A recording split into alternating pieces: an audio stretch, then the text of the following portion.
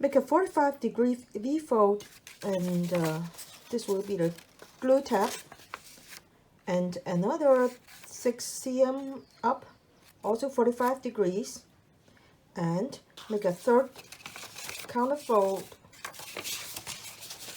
Counterfold means when this is the valley fold, make a mountain fold, and the tip will be below the pot.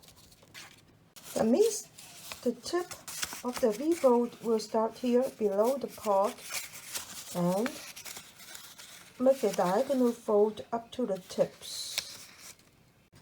So the third V-fold will look like this. Then you snip some parts away to make it look like a plant with leaves. And I did this one before, but it was too long, so limit it to 19 cm.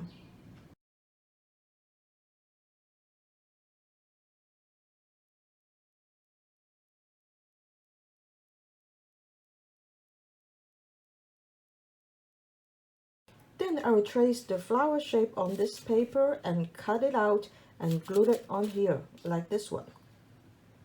Then you cut a slit here, make 2 parallel folds, and snip away these 2 triangles to make the flower more dimensional. In case you query, like I did, whether this piece would clash with the base page when it closes shut, I can assure you that it is very unlikely, because, you know, when it closes, the room for the flower or for this piece will be the whole width of the pot. Because when I glue it on, I glued it here, so when I close it shut, there will be the space here will be doubled. So that will be the total width of the pot.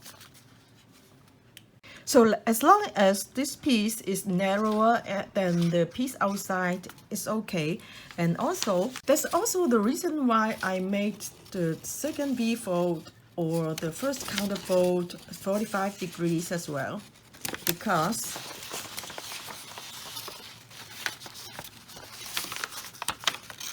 you see, if I didn't make the second V-fold, it will lie like this, and that will be longer than or wider than the outside piece.